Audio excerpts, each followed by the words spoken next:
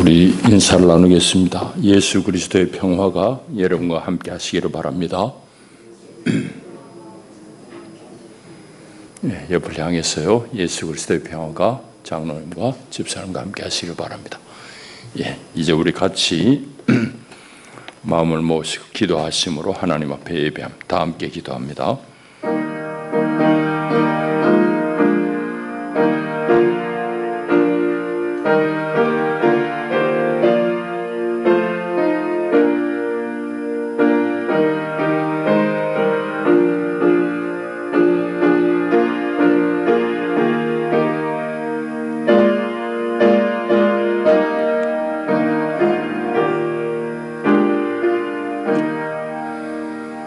오라 우리가 여호와께 노래하며 우리의 구원의 반석을 향하여 즐거이 외치자. 우리가 감사함으로 그 앞에 나아가며 시를 지어 즐거이 그를 노래하자. 여호와는 크신 하나님이시요 모든 신들보다 크신 왕이시기 때문이로다. 땅의 깊은 곳이 그의 손안에 있으며 산들의 높은 것도 그의 것이로다. 바다도 그의 것이라 그가 만드셨고 육지도 그의 손이 지으셨도다. 오라 우리가 굽혀 경배하며 우리를 지으신 여호와 앞에 무릎을 꿇자. 아멘. 하나님은 영이시니 예배하는 자가 영과 진리로 예배할지니라. 아멘.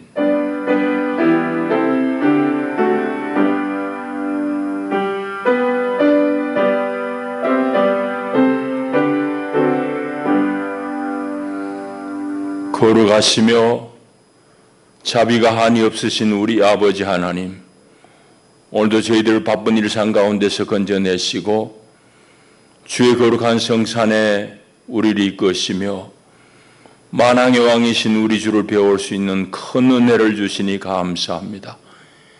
이 시간 우리가 온 마음으로 주를 기뻐하며 영광 중에 계신 주께 예배하나이다. 오 하나님, 우리 예배를 기쁘게 받으시옵소서. 예수님 이름으로 기원하옵나이다. 아멘. 우리 일어나셔서 32장 찬송 올립니다.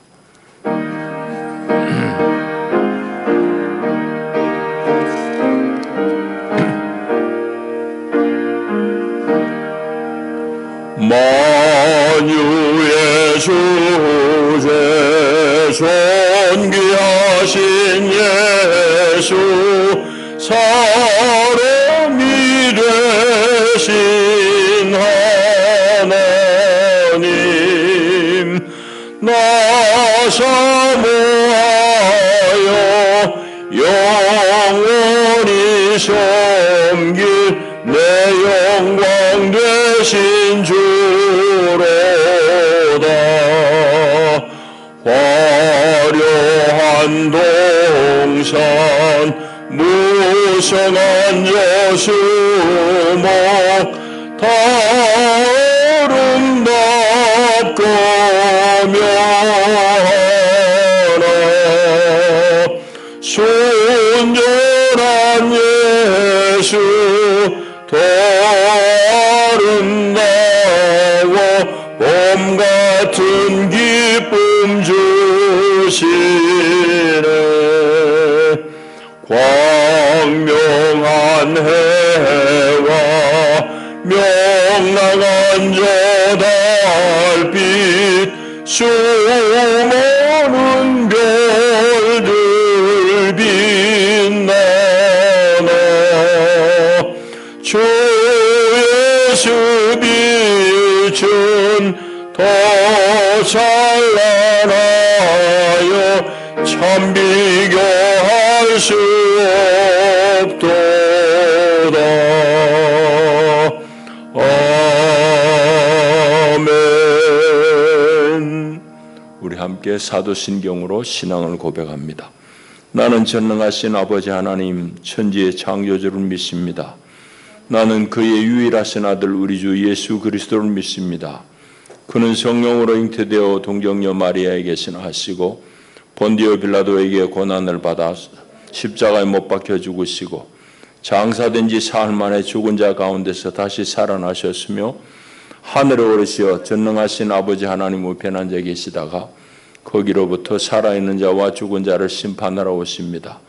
나는 성령을 믿으며 거룩한 공교회와 성도의 교제와 죄를 용서받는 것과 몸의 부활과 영생을 믿습니다. 아멘.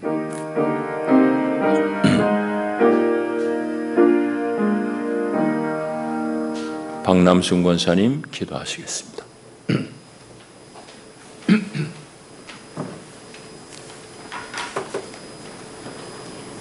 사랑과 은혜가 충만하신 하나님 아버지, 오늘은 거룩한 안식일입니다. 거룩한 날에 주님 전에 나와서 주님께 찬양과 예배를 드릴 수 있는 귀한 시간을 허락하심을 감사드립니다. 사랑하는 주님, 오늘은 성령 강림 후 9번째 주일입니다.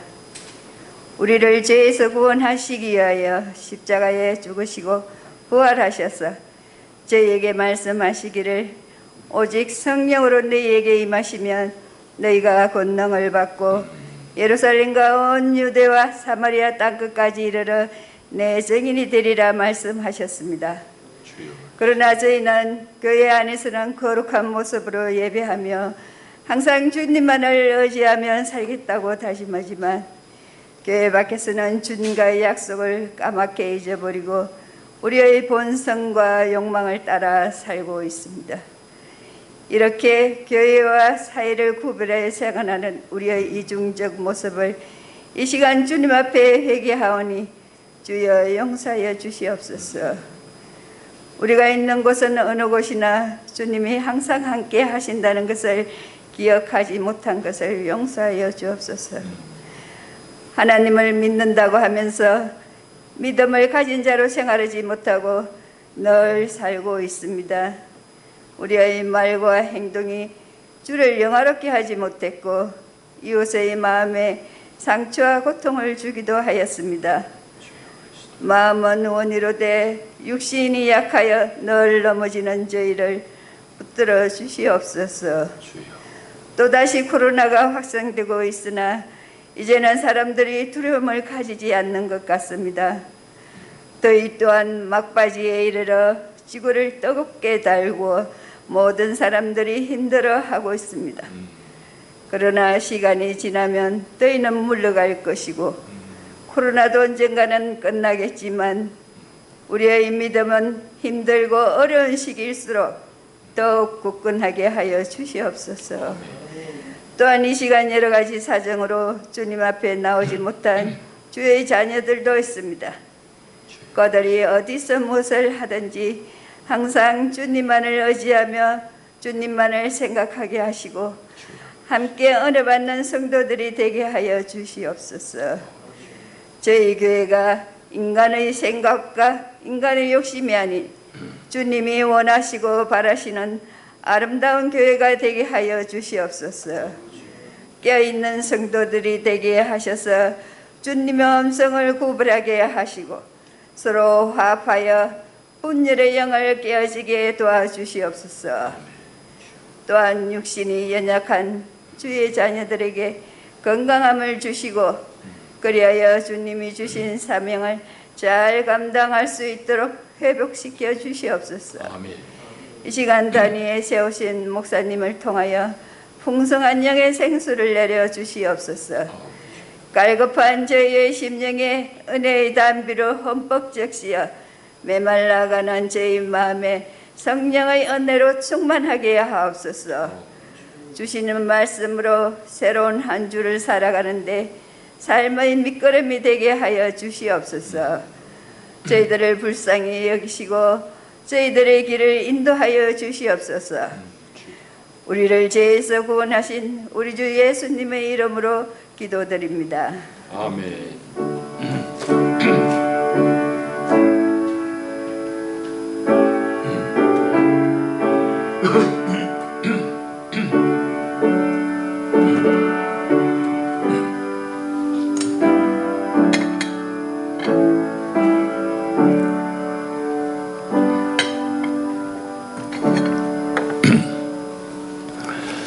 오늘 하나님 주시는 생명 양식은 신약 성경 에베소서 2장의 말씀입니다. 2장 11절부터 22절까지 말씀 이제 받들어 읽습니다. 하나님의 말씀을 경청하십시오. 그러므로 생각하라. 너희는 그때의 육체로는 이방인이요 손으로 육체에 행한 할례를 받은 무리라 칭하는 자들로부터 할례를 받지 않은 무리라 칭함을 받는 자들이라. 그때 너희는 그리스도 밖에 있었고 이스라엘 나라 밖의 사람이라. 약속의 언약들에 대하여는 외인이요 세상에서 소망이 없고 하나님도 없는 자이었더니 이제는 전에 멀리 있던 너희가 그리스도 예수 안에서 그리스도의 피로 가까워졌느니라. 그는 우리의 화평이신지라. 둘로 하나를 만드사 원수된 것 곧 중간에 막힌 담을 자기 육체로 허시고 법조문으로 된 계명의 율법을 폐하셨으니 이는 이 둘로 자기 안에서 한 새 사람을 지어 화평하게 하시고 또 십자가로 이 둘을 한 몸으로 하나님과 화목하게 하려 하심이라. 원수된 것을 십자가로 소멸하시고 또 오셔서 먼 데 있는 너희에게 평안을 전하시고 가까운 데 있는 자들에게 평안을 전하셨으니 이는 그로 말미암아 우리 둘이 한 성령 안에서 아버지께 나아감을 얻게 하려 하심이라. 그러므로 이제부터 너희는 외인도 아니요 나그네도 아니요 오직 성도들과 동일한 시민이요 하나님의 권속이라. 너희는 사도들과 선지자들의 터 위에 세우심을 입은 자라. 그리스도 예수께서 친히 모퉁이 돌이 되셨느니라. 그의 안에서 건물마다 서로 연결하여 주 안에서 성전이 되어가고 너희도 성령 안에서 하나님이 거하실 처소가 되기 위하여 그리스도 예수 안에서 함께 지어져 가느니라. 아멘. 기도하겠습니다. 하나님 아버지 감사합니다. 우리를 말씀의 떡상 앞에 앉히시니 감사합니다. 주님, 간절히 주님이 주실 생명의 양식을 우리가 기대합니다. 친히 하늘 문을 여시고 하늘 양식으로 우리를 먹이시옵소서. 우리를 살찌우시고 능력 있게 하옵소서. 세상을 극복하며 이기게 하옵소서. 예수님 이름으로 기도합니다. 아멘. 여러분에게 평화는 어떤 말로 다가옵니까? 아마 전쟁 중인 우크라이나 사람들에게는 평화가 아주 절실할 것입니다. 그러나 우리를 포함해서 대부분의 현대인들에게는 평화란 말은 사실은 대단히 큰 중요한 그리고 최우선적인 그런 가치를 가진 것은 아닌 듯합니다. 평화보다는 오히려 경쟁에서 이기는 것, 이게 더 큰 가치가 아닐까 현대인들에게는. 그래서 남과 경쟁에서 이겨야 되니까 이를 위해서는 남을 좀 배척하고 소외시키는 것, 이런 건 불가피한 일이 아닐까 정도로 우리는 생각합니다. 그뿐만 아니라 교회 안에 있는 그리스도인들도 평화에 대한 인식이 세상 사람들하고 별반 다를 바 없다고 그렇게 생각이 됩니다. 제가 늘 고민하는 바는 예수 그리스도가 우리에게 가져오신 이 평화를 우리는 잘 이해하지 않고 이 평화에 대해서 그리스도인들도 대단히 관념에 머무르고 있다는 사실입니다. 이게 안타까운 것인데, 관념에 머무른다는 말은 쉽게 이야기하자면 실제 우리 삶의 목표가 안 된다는 말입니다. 이 평화라는 것이 그냥 내 마음속의 평화예요. 그러니까 교회 안에서도 개인적이고 영적인 평화를 내가 얻으면 만사 오케이 뭐 그거로 끝이에요. 그러다 보니까 교회 안에서 내 안에서 개인적인 평안을 얻기 위해서 기도해라, 뭐 수련을 해라, 뭐 이런 것들은 많이 강조되지만은 세상에 벌어지고 있는 반평화적인 이런 배척 현상에 대해서는 우리 고민하지 않는다 이 말이죠. 무관심하다 이 말이죠. 이런 면에서 우리 그리스도인들도 평화에 대해서는 대단히 관념에 머무르고 만다, 그런 생각을 합니다. 과연 성경은 우리에게 어떤 말을 걸어오고 있는가? 무슨 말을 하고 있는가? 오늘 본문을 통해서 그런 얘기를 좀 나누려고 합니다. 에베소 교회를 짧게 소개하자면, 에베소서는 에베소에 있는 교회에 보낸 편지니까, 에베소 교회는 바울이 2차 선교여행 때 잠깐 들렸지만 3차 선교여행 때에 한 2년 남짓, 거의 2년 반 이상을 거기에 머무릅니다. 그러니까 바울이 제일 오랫동안 체류한 곳이죠. 지금 터키 지방입니다.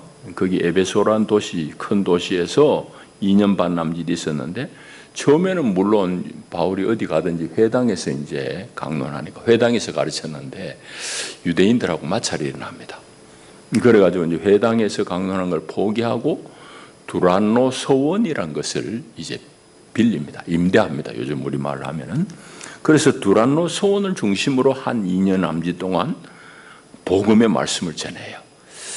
그래서 에베소에서 그렇게 잘 복음을 전했는데 그가 에베소를 떠날 수밖에 없는 상황이 발생합니다. 사도행전 19장에 잘 나오는데 소란이 일어나요. 이제 막 소요가 일어납니다. 바울 때문에 자기 사업이 망친 사람들, 정확하게는 이제 아데미 신상을 만들어 파는, 모형을 만들어 파는 사람들이 우상 그거 아무것도 아니다고 바울이 얘기하니까 장사가 안 되는 거예요. 이 사람들이 뭐 장사 안 된다고 데모를 할 수는 없으니까 바울이 하여튼 소요를 일으킨다고 그런 누명을 씌워가지고 고발하고, 그래가지고 이제 바울이 거기를 떠날 수밖에 없습니다. 이제 그런 교회가 이제 바로 에베소 교회예요. 그래서 아마도 나중에 로마의 감옥에 있으면서, 갇혀 있으면서 바울이 에베소 교인들을 생각하면서 편지 쓴 것이 에베소서일 테고, 에베소서의 주제는 교회입니다. 교회가 어떤 것인지에 대해서 말씀하는 부분이에요.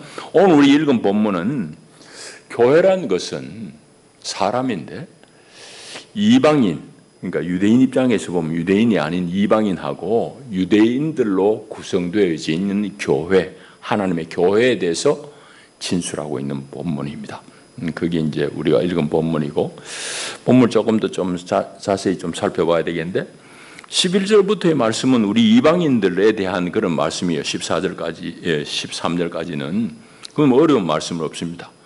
우리가 6절에 되면은 혈통적으로는 다 이방인이잖아요. 유대인 아니잖아요. 그러니까 하나님의 언약하고는 관계없는 사람이에요. 하나님도 모르는 사람들이 사실은.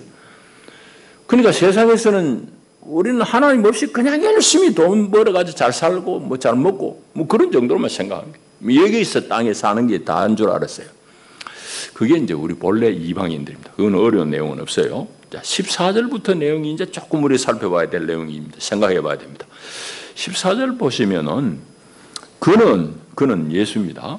예수님은 우리의 화평이신지라. 화평, 평화입니다. 평화. 여기 지금 평화라는 말, 에이레네를 여기는 지금 화평이라고 번역했고 17절에 보면 평안이라고 번역했는데 다 평화입니다. 평화. 같은 말이에요. 우리는 이제 조금 다르게 이제 번역을 했습니다. 본래 헬라 말은 같은 단어예요. 그래서 예수님은 우리의 평화이신지라. 둘로 하나를 만들었다. 이 둘이란 것은 이방인하고 유대인입니다.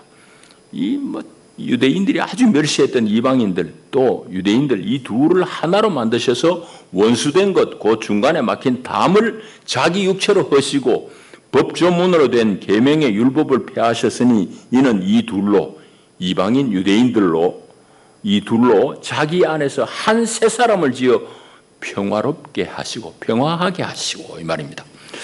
여기 이제 한 새 사람은 교회를 말합니다. 교회가 유대인하고 이방인으로 구성되어 있는 그거예요.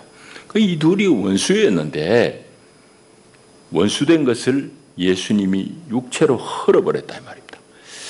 자, 이제 오늘 본문 속에서 조금 어려운 말은 유대인하고 이방인 사이에 도대체 뭐가 막혀 있나 말이에요. 무엇으로 막힌 담이 장벽이 있었냐.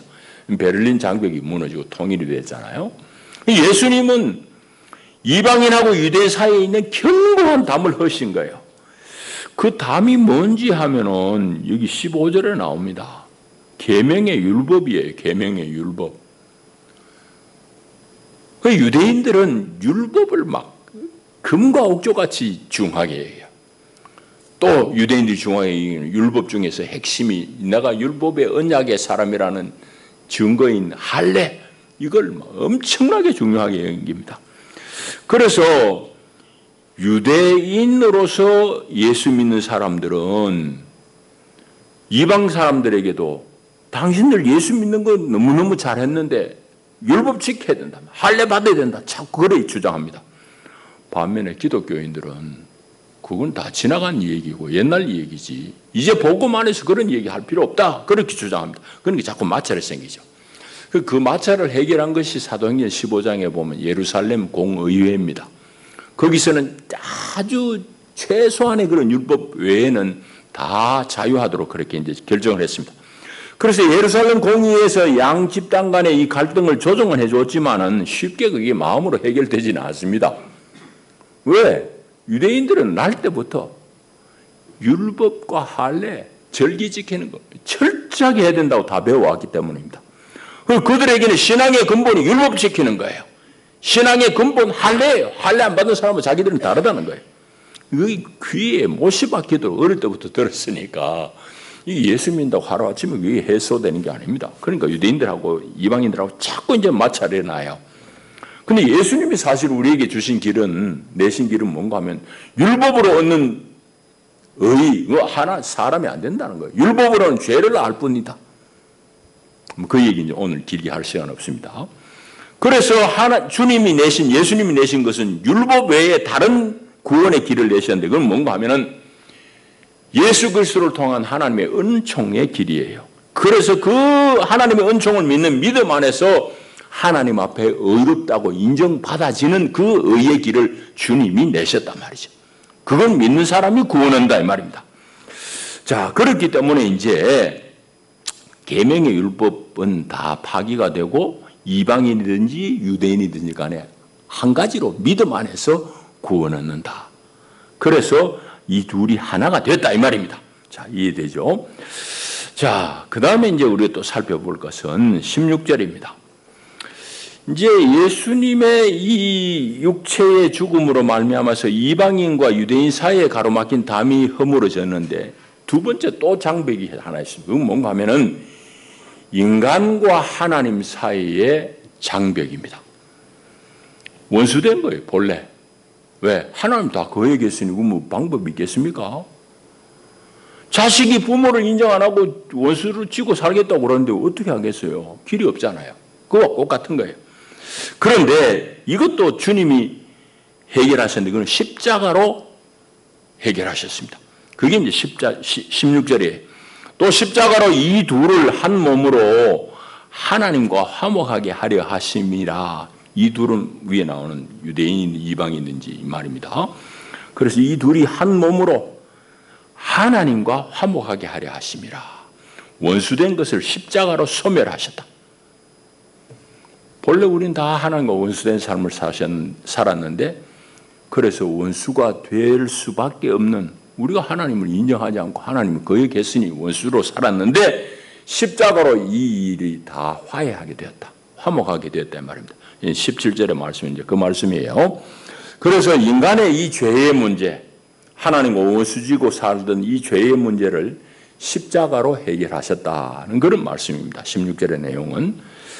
자, 그 다음에 이제 17절부터 내용은 뭔가 하면은 오늘 이제 교회를 이루는 성도라는 것은 이방인들로 또 유대인들로 이제 구성되어 있는 성도들이란 것은 뭐 자기가 이방인이든지 유대인이든지 막론하고 간에 성령 안에서 서로 연결이 되어서 하나님의 거하시는 처소, 하나님이 거하시는 성전으로 건축되어 가고 있는 중이다라는 것을 말씀하고 있습니다. 이 대단히 중요한 말씀이에요.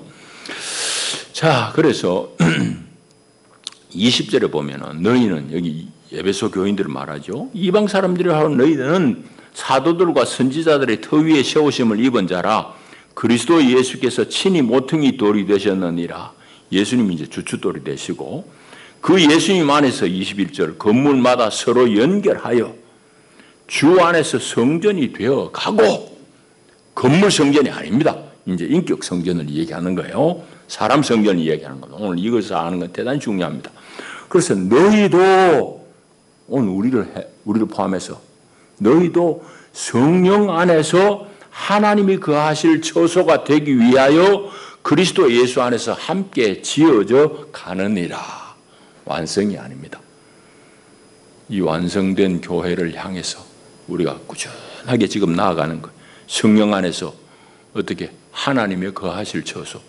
하나님은 하늘 보좌에 계시지만은 그분은 그 영으로 오늘 우리 가운데 거하시기 원하시고 우리를 거처 삼기를 원하세요. 그 옛날에 건물 성전일 때, 성막일 때는 하나님의 영광이 막 건물한 지성소 위에 임하니까 막 구름이 그냥 쫙 하고 그랬잖아요. 그거는 옛날 이제 우리 사람들이 아직까지 초보 단계에 있을 때 우리가 경험할 수 있도록 하나님이 임재하신 것이고 성막을 통해서 이제는 우리 예수 믿는 성도들 안에 하나님이 거하신다. 하나님이 거처를 삼고 계신다. 그게 교회란 말입니다. 그래서 이 교회는 마지막 때까지 완성을 향해서 지어져 가고 있는 중이에요. 그리스도 예수 안에서 함께 지어져 가느니라. 권사님과 내가, 장로님과 집사람 함께 지어져 가는 거예요. 이게 이제 교회입니다. 자, 오늘 본문 그렇게 읽으면 이제 다 읽은 것이고, 오늘 우리 얘기를, 중요한 얘기를 해야 됩니다. 그건 이제 말씀의 제목이 이제 담고 있듯이 오늘 우리 사회가 대단히 어려움을 겪는데 그 어려움은 소위 말하는 양극화 현상입니다. 뭐 사회에서 말하는 게 양극화예요. 이게 양극화가 아주 심각하게 지금 심화되고 있습니다. 여러분 보시는 대로요. 그건 성경적으로 보면 대단히 잘못된 거예요. 우리 계층 간에 너무 이 분열이 심각하고 지역별로 분열이 심각하고 세대 간의 분열이 심각하고 이번에 또 보니까 남자와 여자 간의 분열이 심각하고 이 도대체 뭐냐 말이지. 이걸 도대체 우리가 어떻게 해결할 것인가. 이 분열, 양극화가 심하면 그 사회가 불안한 사회라는 얘기입니다. 이걸 될 수 있는 간격을 좁혀 나가는 것이 정부가 해야 될 일이고 복음이 해야 될 일이에요. 이런 것들을 위해서 우리가 법을 또 구비하고 제도를 갖춰야 되는 거, 뭐 당연히 그거 해야 되죠. 그런데 제가 보기에는 그거는 법과 제도로서만 해결될 수 있는 건 아니에요. 그거는 대단히 미흡합니다. 복음의 정신이 있어야 돼요. 뭐 우리도 그런 예가 많습니다. 우리 사회도 해결하지 못하는 그런 거 많지만은 여러분 예를 들자면 미국에 보십시오. 오늘날 미국에서 얼마나 흑인들이 차별받아요. 근데 법적으로는 완전히 평등합니다. 인종차별 절대 금지입니다. 이미 흑인이든지 뭐 어느 인종이든지 다 차별 없이 살도록 법으로는 보호가 되어 있습니다. 근데 실질적으로는 경찰 앞에 무지막지하게 죽는 것은 대부분 다 흑인이에요. 흑인들이 차별받고 있는 거예요. 법으로는 완비됐지만 실제로 안 되는 거예요. 그러니까 법도 갖춰야 되고 제도도 갖춰야 되는 건 맞지만은 그거로는 부족합니다. 우리가 이 복음의 정신을 잘 깨우쳐야 됩니다. 그건 무슨 얘기인가 하면은 우리가 하나님 앞에 인정받는 유일한 길은 예수 믿는 믿음. 그 안에 있는 하나님의 은총으로만 내가 하나님 앞에 인정받을 수 있다. 구원받는다. 이 말입니다. 이 복음의 내용을 우리 생활 속에서 분명히 해야 됩니다. 이거 아니면은 오늘 우리가 분열을 치유할 길이 없습니다. 이거하고 사회 분열하고 무슨 관계냐? 복음하고 사회 분열을 치유하고 밀접하게 관계가 있습니다. 지금 성경 이 시대의 유대인들은 조금 전에 얘기했잖아. 아주 율법을 중시하잖아. 특별히 그 중에 할례를 중요하게 생각해요. 이 사람들은 율법을 지키는 자기들의 그 종교적인 열심, 이 업적을 통해 가지고 우리는 우월한 백성이다 생각하고 이방인들 아주 멸시했어요. 심지어는 랍비들이 이방인들은 지옥의 불쏘시개 정도로 생각했습니다.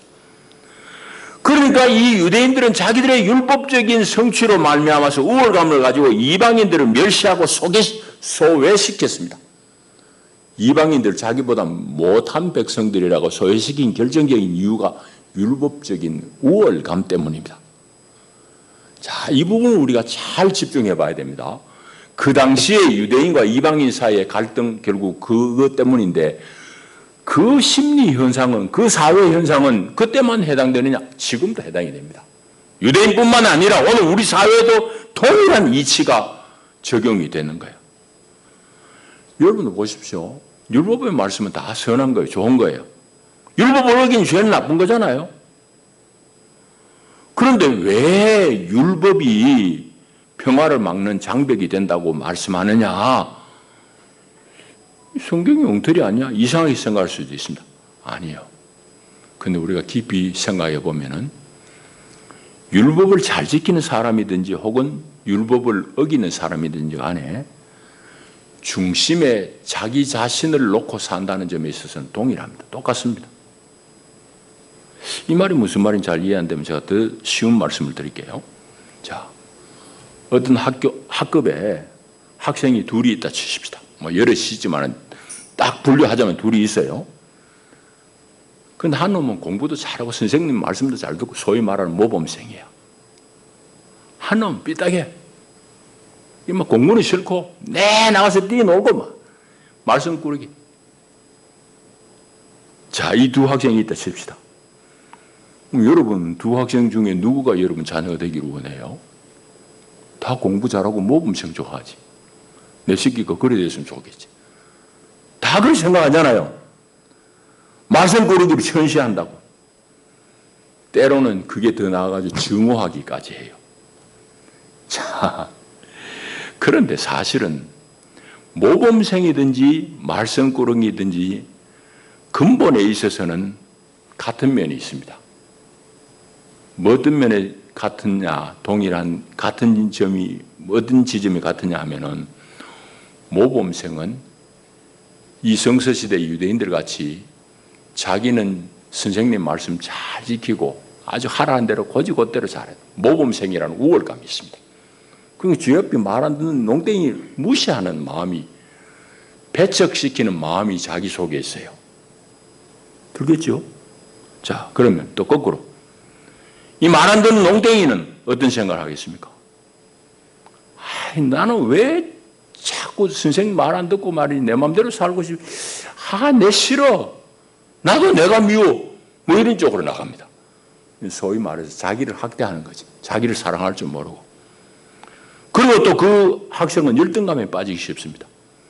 이러다 보니까 스스로 자기를 그 사회에서 소외시켜요. 소외 현상이 발생하는 겁니다. 여러분, 이 소외 혹은 배척, 이게 얼마나 차별이 무서웠냐 하면은 그 소외시키고 배척하고 차별하는 거, 여기서부터 평화가 깨집니다. 이 부분은 무슨 말인가 하면은 우리가 사회에서 평화를 이루는 것이 우리 책임인 줄 잘 몰라요. 당연히 그런 줄 알아요. 그래서 사회에서 뭐 적당히 소외되는 사람, 뭐 그거 지가 게을러서 그렇지, 뭐 이런 식으로 우리는 자기를 합리화시킵니다. 이 얘기 하려고 하면 좀 긴데 오늘 길게 할 시간이 없습니다. 소위 말하자면 능력주의가 우리에게 가져오는 한계입니다. 이거는 이제 최근에 우리 사회 화두가 되었습니다. 정의라는 책이 나오고 나서부터 많이 화두가 되었는데, 능력주의도 대단히 함정이 있습니다. 능력주의라는 뭔가 하면 내가 열심히 해서 내가 과거 시험, 뭐 사법 시험도 되고 이랬으면 내가 누려야지. 시험 못 듣는 놈은 지가 게을러서 그런 거 아니야. 그게 능력주의입니다. 내 능력으로 내가 사회에서 부를 취하고 지위를 누릴 자격이 나는 있다. 못 누린 놈 저건 지가 게을러서 그런 거 아니냐. 이게 능력주의 사고입니다. 근데 그것의 허구가 뭐가 허구냐? 지가 노력한 거는 지가 한 거지만은 그 머리를 누가 줬느냐 말이에요. 아니, 애들 다 줘보면 알아요. 몸으로 열심히 움직이는 거 좋아하는 놈이 있고, 몸 움직이는 거 싫고 주저앉아가지고 머리 굴리는 거 좋아하는 놈은 있고, 그건 타고난 거예요. 타고난 형태가 다를 뿐인데 한 놈이 다른 사람을 배척할 수 있어요? 아니에요. 자기가 열심히 수고하고 고시 됐다고 그러지만 그건 이미 타고난 머리가 있고 지가 아니에요. 그 뒤에 도와준 부모 덕이 있고, 소위 우리 사회에 말하는 금수저, 은수저 있고, 뭐 그런 도움이 다 있어가지고 오늘 자기가 있는 건데, 내 능력으로 내가 이만큼 누릴 수 있다. 그런 생각은 소위 말하는 지금 우리 사회 하층에서 고생하는 사람들의 저 고생은 죽어가 게을러 그런 건 당연하다고 생각하기 쉽단 말이에요. 그건 대단히 잘못된 겁니다. 여러분, 저는 사실은 이번에 대우조선 사태를 보면서 속으로 많이 울었습니다. 뭐 그 조선소 현장은 제가 많이 경험한 바잖아요. 참 힘들거든요. 그 하청 노동자, 그 뭐 반장이라는 사람 월급 명세서가 보도됐더라고. 잔업, 야근, 그야말로 경상도 말로 뼈 빠지게 했는데 한 달에 받는 거는 220만 원, 30만 원. 최저임금 곱하기 일한 근무 시간이에요. 그런 것들을 우리는 관심을 안 합니다. 왜? 나는 열심히 공부해가지고 지금 내가 이만큼 공무원이라 됐고, 저 사람들은 내 공부할 때 공부하지 않았잖아. 뭐 그런 생각입니다. 아니에요. 아니에요. 공부 안 하고도 몸을 움직여도 충분히 보상받는 사회가 돼야 됩니다. 그런데 우리는 그거 모르거든요. 내 방식만이 최고라 생각하고 남을 배척합니다. 나는 머리 좋아가지고 공부 잘해서 수고해서 내가 이만큼 내가 당연한 누리고, 내 공부할 시간에 저 사람도 공부 안 했으니까 저렇게 고생하는 건 당연하지. 그건 대단히 잘못된 생각입니다. 그래서 우리는 그런 사회적인 배척을 우린 당연시하는 우를 범합니다. 그래서 사회 일반에서도 바로 그런 논조에 빠지면은 그 사회는 갈등이 증폭됩니다. 평화가 이루어질 수 없어요. 여러분, 그래서 복음의 정신이 사회를 지배하는 사회가 평화로운 사회가 되는 건 지극히 당연한 일입니다. 무슨 말이냐? 오직 내가 하나님 앞에 인정받는 것은 그리스도 예수 안에 있는 이 은총으로만 하나님 앞에 인정받는 사람이 받을 수 있어 하는 이 얘기는 무슨 말인가 하면은, 내가 지금 판사고 의사라 치더라도 내가 오늘 내가 된 것은, 내가 의사 된 것은, 내가 판사 된 것은 하나님의 은혜로다. 부모의 도움이로다. 사회의 도움이로다. 그런 복음의 정신이 그 사람이 사회를 섬기도록 만드는 거지, 능력주의에 찌든 사람은 그런 봉사의 정신이 나올 리가 없어요. 이해됩니까? 복음은 이렇게 사회를 살리는 겁니다. 복음은 이렇게 세상을 살리는 거예요. 그런데 아까 얘기했듯이 우리 교회에서는 그 복음, 평화 다 관념에 머문다. 안타까운 일이죠. 자, 그 말씀을 오늘 우리 잘 읽어야 됩니다. 그리고 마지막 절에 얘기하듯이 성도는 예수 그리스도 안에서 서로 연결되어서 하나님이 거하시는 성전으로 지어져 가느니라. 교회의 아름다운 모습입니다. 이거는 뭐 인종의 차별이 없고 사회 계층의 차이가 없고 성별의 차이가 없습니다. 다 그리스도 예수 안에서 서로 연결되어서 서로 연합해서 하나님의 거처가 되는 거예요. 이제 말씀드렸습니다. 오늘 그리스도의 은혜로 말미암아 내가 존재한다. 내가 이만큼 사는 거 하나님의 은혜입니다.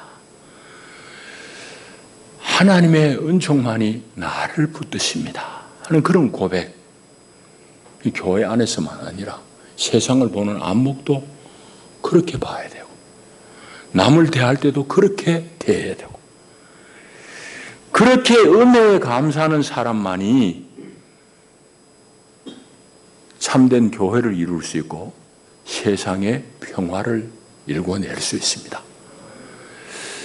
그리스도는 우리의 평화입니다. 기도합니다. 주님 감사합니다. 예수 그리스도 우리의 평화이시니 우리 사는 동안 이 땅 가운데 평화를 일구게 하옵소서. 예수님 이름으로 기도합니다. 아멘. 우리 성찬 성례를 거행하겠습니다. 우리 찬송 228장 1절 4절 하시면서 우리 성찬상을 준비하겠습니다.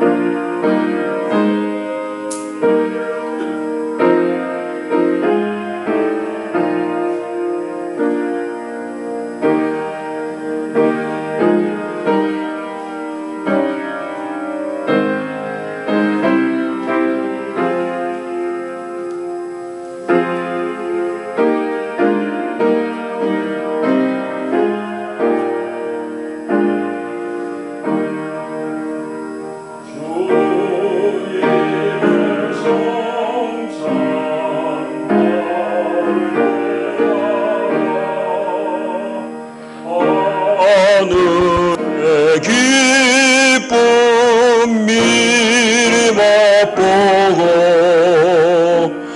어린 양 잔치 참여함같이 영원한 복을 내가 누리리. 아멘.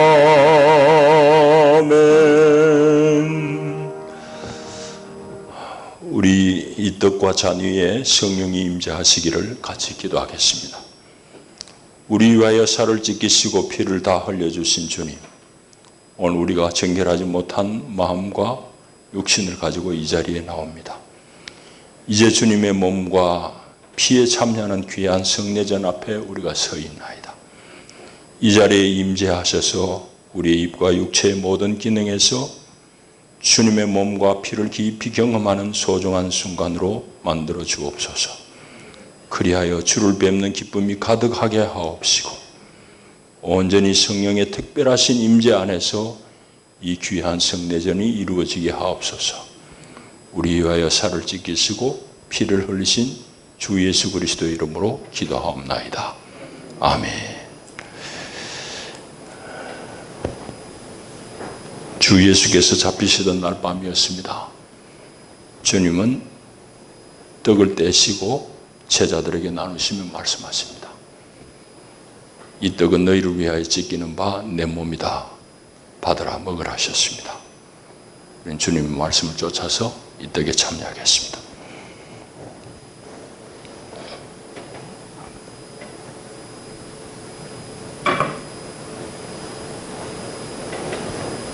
떡을 떼신 후 주님은 또 잔을 부으시고 말씀하십니다.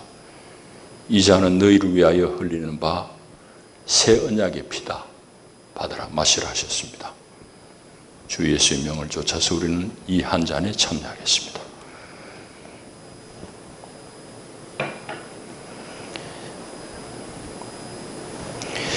이제 우리가 이 떡을 받고 이 잔에 참여할 때마다 나를 위하여 자기 살을 찢으시고 사랑하신 예수 그리스도, 또 피와 물을 다 쏟으시고 나를 구원하신 예수 그리스도의 은혜를 생각하시면서 이 떡과 잔에 참여하시길 바랍니다.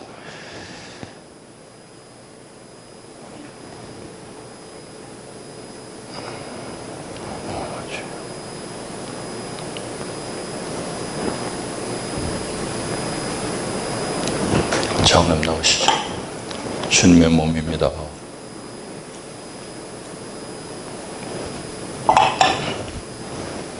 주 예수의 피입니다.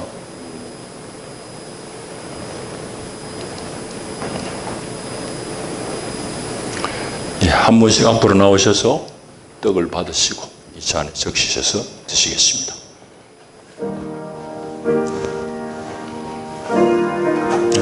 이리 쭉 가까이.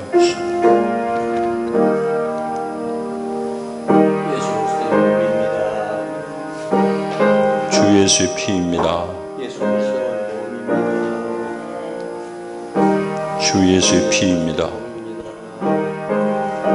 주 예수의 피입니다.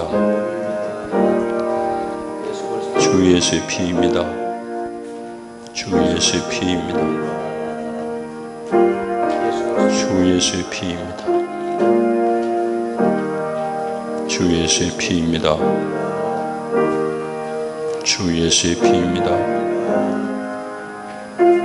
주 예수의 피입니다.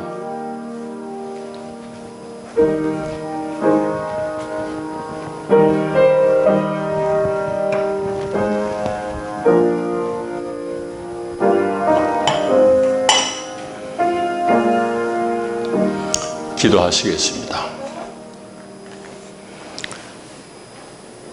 사랑하는 하나님, 자비하시는 종으로 우리들을 이 성찬에 참여하게 하시고 사죄와 구원의 은혜를 새롭게 하여 주심을 감사하나이다. 우리가 우리 주님의 동일한 지체임을 확인하게 하시니 감사합니다. 서로 사랑하고 하나 되는 길을 걷게 하시니 감사합니다. 주의 살과 피가 우리의 육체를 지배하게 하옵소서. 우리로 하여금 복음에 합당한 자가 되게 하옵소서. 그리하여 갈등하는, 배척하는 이 땅에 평화를 심는 자가 되게 하옵소서. 예수님 이름으로 기도하옵나이다. 아멘. 우리 방금 부른 찬송 228장 2절 3절 하시겠습니다.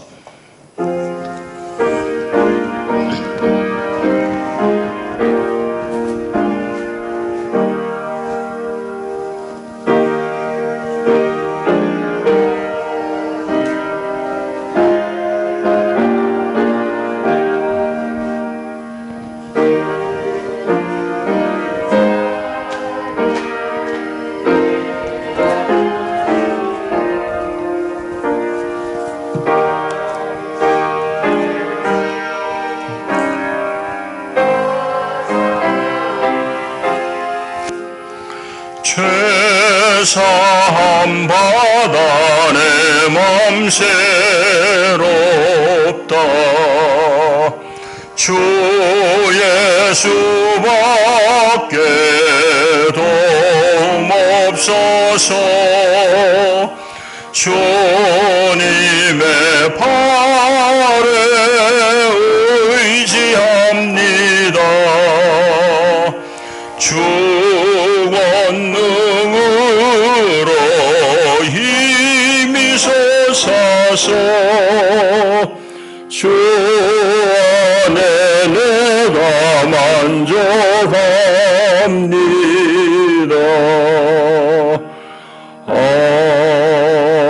아멘.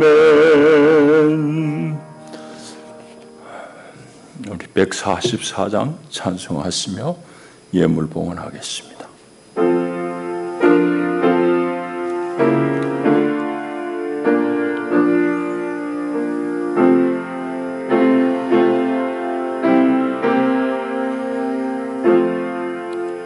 예수 나를 위하여 십자가를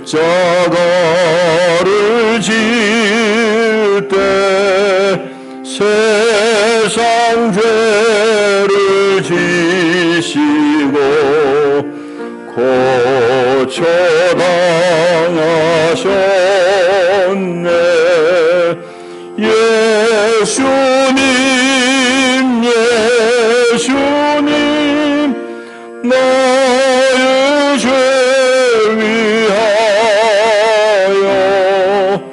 법의 피를 흘리니 죄인 받으소서. 4절 아름답다 예수여 나의 좋은 친구. 예수 공안이면 영원 형벌 받네. 예수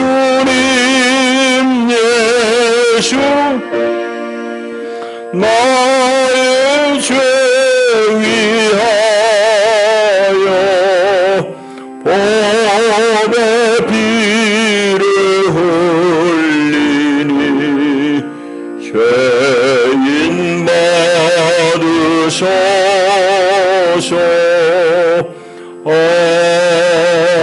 아멘. 오 주님, 주님 우리를 사랑하시고 구원하셨으니 감사하며 우리 온 몸과 마음을 주께 드리나이다. 그 마음으로 이 물질을 예물로 봉헌하오니 주님 기쁘게 연락하여 주시옵소서. 예수님 이름으로 기도하옵나이다. 아멘.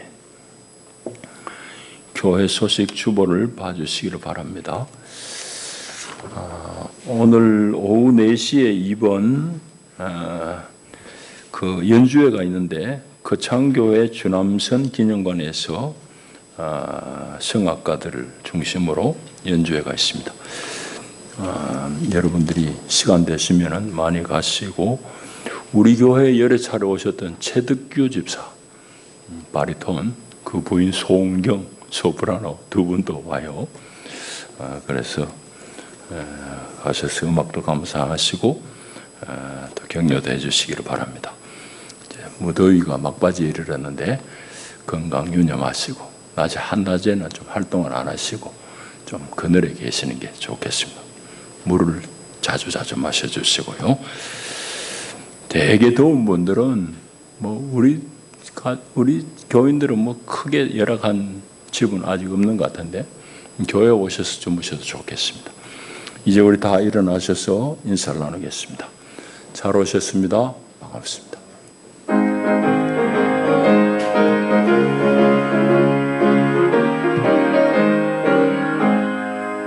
내가 매일 기쁘게 술래에게 행함은 주의 팔이 나를 안보하니요. 내가 주의 큰 복을 받는 참된 비결은 주의 영이 함께함이라. 성령이 계시네 할렐루야 함께하시네. 좁은 길을 걸으며 밤낮 기뻐하는 것 주의 영이 함께함이라. 나와 동행하시고 모든 염려하시니 나는 숲의 새와 같이 기쁘라. 내가 기쁜 마음으로 주의 뜻을 행함은 주의 영이 함께함이라. 성령이 계시네 할렐루야 함께하시네. 좁은 길을 걸으며 밤낮 기뻐하는 곳 영이 함께함이라.